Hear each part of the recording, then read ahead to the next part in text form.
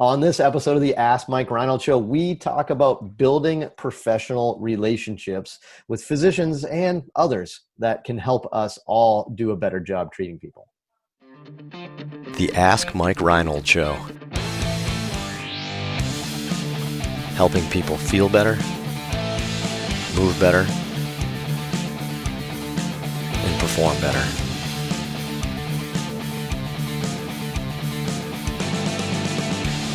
Before we get to the podcast, I wanted to make sure you knew about my free online course on the Introduction to Performance Therapy and Training. If you want to learn how to get started optimizing and enhancing performance, this is the course for you. Head to mikereinold.com/performance to sign up today. Welcome back, everybody, to the latest episode of the Ask Mike Reinold Show. We are here at Champion PT and Performance or our homes, social distancing still. But we have Lisa Russell, Dave Tilley sweating in the sun right there. It's getting warm out, right? We got your sunscreen on right now. You guys should definitely sit in the shade next time. Mike Scanuto, Lenny McCrean, answering all your amazing questions. Mike's in glorious air conditioning. I'm chilling on back. But we are here today answering your questions as usual. And today we have a really cool question, as always, from Allie from Louisiana. I believe it says LA. There's a chance this could be Los Angeles. We did terrible with our show notes this time. But let's assume Allie is from Louisiana. And Allie asks, what struggles have you faced or advice you can offer when it comes to building a relationship with other medical professionals, especially doctors, like surgeons, who may refer to you and vice versa? So why don't we start with that? Let's talk about some of how we build our professional relationships with doctors. I think we all have some experience with this. Like Lenny and I kind of grew up this way. I think Dave has done a really good job locally with trying to reach out to the other like niche doctors that kind of share his passion a little bit. So maybe you can kind of talk about that. And then maybe after that, we'll see, maybe we talk a little bit about, who else we should be building relationships with. But Len, you wanna start maybe? Like how do you start building relationships with physicians? Yeah, I had it way easy when I worked in Birmingham because the doctors were right upstairs and they wanted us to interact. They encouraged us to interact. So I could go upstairs multiple times a day and visit them, either because a patient downstairs was not doing well or to give them an update, or somebody was seeing them upstairs. So I could go upstairs and just see them. Not the case in Boston now. So I am, not in a hospital. I am in a remote area, 20 minutes outside the city where most of the doctors are. So for me, it's now a little bit more of a challenge. But I think once doctors begin to see that their patients are getting pretty good care and the patients speak highly of their therapist, I think it opens up this world, right, where they want to send more to you.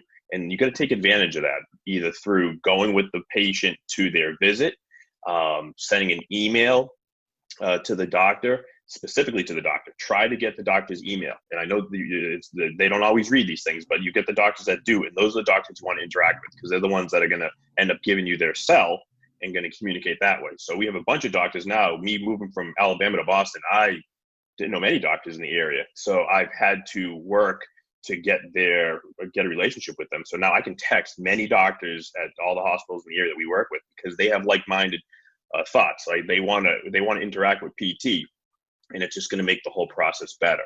Also trying to speak at conferences or publish papers. And if you're not even speaking at a conference, go up to the doctor at a conference and just chat with them, small talk. It leads to this world that you would not believe is an amazing world of patient care and sharing thoughts and sharing ideas, and it just makes everything better for them. So I think speaking at meetings, interacting with the doctor either at their facility, inviting them out to your facility. We've had doctors visit our facility and want to hang out and see what we had to offer and talk shop for a little. And it was just, again, it helps the whole process so much to go so much better for everybody when you have that relationship. So it's not easy. It's the days of bringing donuts to doctors and hoping that is the way to get referrals. I just think it's a bad idea. It's more of a professional level than just feeding them bagels and donuts at this point. There's so much competition. You got to really stick out with your services, your personality. And I think that's going to be number one. Yeah, I think you focus more on like joining their care team almost, right? Where you're an Yeah. extension of them and that Yeah. you're there to help, right? So it's not like kissing up to them or bribing them or anything like that. I mean, those tactics work, don't get me wrong. But like it's not like it used to be. I mean, you literally had people, I mean, back probably 80s and 90s, there'd be clinics that would make doctors the medical director. I don't even know what that means, but I'm pretty sure that meant they got a kickback, right? So it was like all these like weird things that happen, and now we've evolved from that. We've gotten away from that. In our local community, I think we could break down our physicians into three groups. We have like the big mega organization, like the big hospital system doctor. They are super pressured by their organization to not refer out. Okay, so keep that in mind. That's one. Two is then we have the POPs, so the physician-owned practices. It's not a ton around here, but there's some, and they are incentivized to not refer out, right? So that stinks, right? And then third is probably just the guys or the physicians that don't have their own physical therapy, but are kind of on their own. And we have a few of those practices out here, and those are the people that we get most of our referrals from, right? The other people from the POPs and the mega organizations that out there that refer us patients, you know who they refer to us? Like the super specific niche that we're really good at, the niches that we're really good at. So Dave, why don't you jump in from here? Because, we even get referrals from the places. You can tell the doctors sometimes are hesitant. Like they're like, I'm supposed to send this downstairs to my PT department, but I really feel for this kid. He's trying to get, drafted, or he's trying to do this. So like, I wanted to work with you guys. So Dave, like, how have you interacted with those barriers with your specific niche? Yeah, I mean, it's definitely challenging. I think there's two layers to me that I think are most important, which is like one, just be a good human first, right? Just like be a good person, be willing to communicate, realizing it's about the athlete's well-being and it's not about you and you making money or you being famous as a good PT. Like, it's not about that, right? It's about trying to give the best care because you care about the person in front of you. And two is after that, you have to be a good therapist. You have to really know your stuff and you have to be willing to go the extra mile. And I think for me, learning from you guys, again, one of the best ways I started to really kind of get that foot in the door was really spending time reading surgical protocols and textbooks and understanding the surgery that happens so I could deliver better care. And I think when the surgeons see that you really understand the difference in surgical technique, not that I'm going to say, what type they should use for a surgery, but like understanding the nuances of surgeries is important to give better care. And from there, it's just about, you have to accept that some doctors don't want to give you the time of day. They're maybe not open to emails and communication. And it's unfortunate because, it's a struggle with rehab, but at the same time, you have to kind of get over that. And as a new grad, I was a little bit kind of like, turned off by that. And I was like, oh man, why are these doctors so kind of uptight? But then there's other doctors that we know locally who are amazing and they want to go the extra mile and they really want to help. So, you got to kind of take your punches on the chin sometimes at meetings when doctors don't want to give the time of day. But the more you work at it, the more you just keep doing a good job and communicating well. I mean, a lot of this is word of mouth. Like, obviously it's doing a good job, but like you get one patient who does really well in that special niche of something that nobody else could really understand because they didn't know the sport. And then two of their teammates come and then doctors, wow, like you're doing really well. Like Lenny said, let's try, let's keep this going. And now we all have people. Like you guys have your elbow people for Tommy John. I have a pediatric elbow specialist who I love and is a great guy. I have a girl who's a little farther away and she's great with low backs and like spine fractures and stuff. And so it just kind of rolls, the more you do good care, the more it kind of feeds back on itself. Yeah, I mean, I think it's helpful, like with the physicians, you can't get upset if you're trying to get a relationship with a certain physician and it's not working, right? And it always cracks me up, right? I mean, it's like what could be the reasons why a physician doesn't want to give you the time of day? It's usually either like ego or they just don't really care. They really don't care about their outcomes as much as they want, or they don't want to talk about it.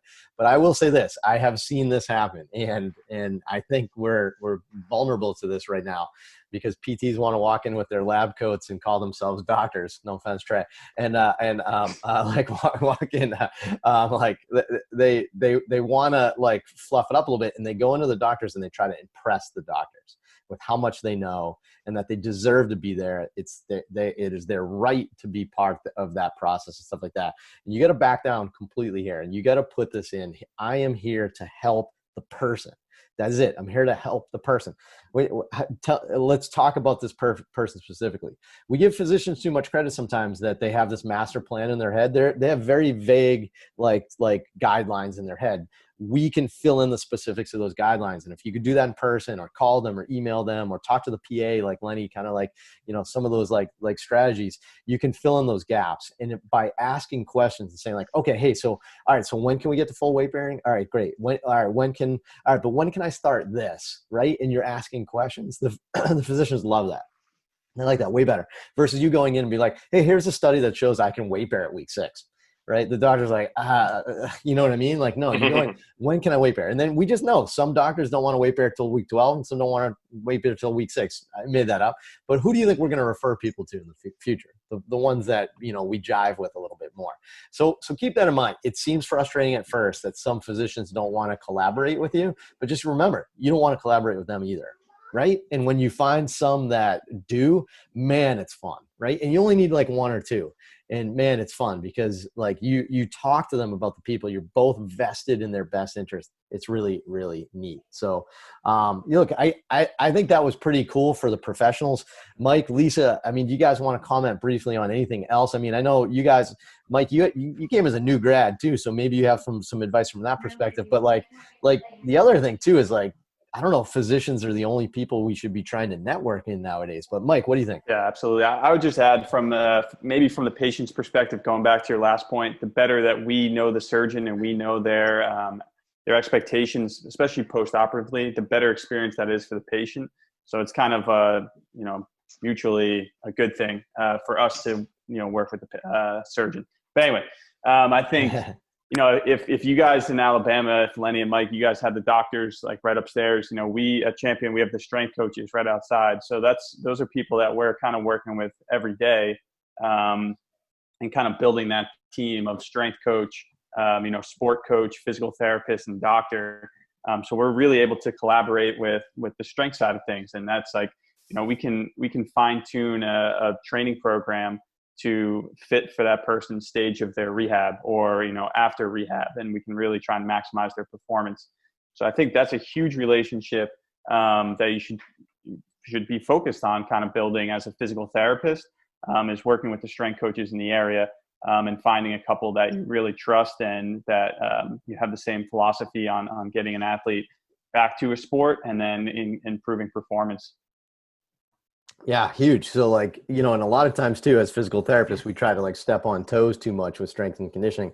I'd much rather collaborate with a professional strength and conditioning coach. So that way, it takes a lot of stress off me, right? Like that's not my wheelhouse, so to say. So like, can we program well? Yeah, sure. But I'd much rather collaborate with somebody else. So keep that in mind. So there's other people, the strength coaches, the sport coaches, so many other people. But Lisa, have you found any doctors for like rowing, by the way? I don't know if I know the answer to this question. I mean, one of the like top US rowing docs, Kate Ackerman, is like in Boston. That helps. That's pretty sweet. That's pretty. So, but I mean, she definitely has a little bit of that conflict that we were talking about before, where she works for Boston Children's. So like her immediate referral is like in network, right. And I know the PTs that she refers to and they're great. So that's that kind of shorter term, like insurance based time frame. Right. And then that's where I feel like I'm the resource for you ran out of your insurance and like, let's keep you getting better and healthy. But, right. That's a good niche, though. That's a really good point to address some of those things is you have to position yourself not to be competitive then with their in-house PT. What can you do better or not better? That's the wrong word. It's what can you do in addition to that? Yeah. And I mean, for me, the network that I think is most meaningful is more the like rowing community network. Right. I'm lucky to be a member of like two boathouses on the Charles. So 2 of the boathouses in Boston. And so to be able to, for one, just like be around, like when I'm going and rowing and, people have seen me previously, like I volunteer treating with the para national team. So like they've seen me like know my face, know that I like at least massage people or whatever they think I'm doing. Right. And then, so people just like naturally come up and are like, oh, I have this like problem and can you help me? And then I'm like, yeah, here's my card. So, and then otherwise I'm part of, I'm just part of the network that people know I'm there and I have teammates that if anyone's like, oh man, I've got this going on there, they know I'm here to help. And so being part of the community, I think, is my bigger resource rather than doctors, because rowers also don't need surgery that often. Like, we don't bust things so much that we have to get a surgical intervention as frequently as like other sports, right? So doctors aren't as big of a referral source no matter what. That makes sense. Yeah. But look, but that's really cool. Like, so yes, we have to focus on our physician referrals, and sometimes PTs think that's all we have. But as Mike said, the fitness crowd, the sport coaches, the communities in there, like Lisa mentioned, all those things are all very valuable too. And I guess I'd just leave you with this. Like, if you're a physical therapist and you have a passion about one thing, so let's say rowing or gymnastics, right? Trust me, there's probably an ex-gymnast that loves working with gymnastics people that is now a physician. You find them, and man, that's a match made in heaven, because you guys exactly share the same interest level, and they know that, oh, you get this, right? So yes, maybe even if they get pressure to send people in-house for some things, they know that like, and we get this all the time, like, all right, we'll do the basic rehab in-house, but then when you come for the recheck for the physician, they say, like, you know what? You need to go see Dave now, because he's going to help you get back to gymnastics. He gets gymnastics like nobody else, right? So find those people. They're out there. Trust me, if you love baseball, there's an ex-baseball player that is now a surgeon. There's an ex-rower that is now a surgeon, right? And they probably love working with those types of people.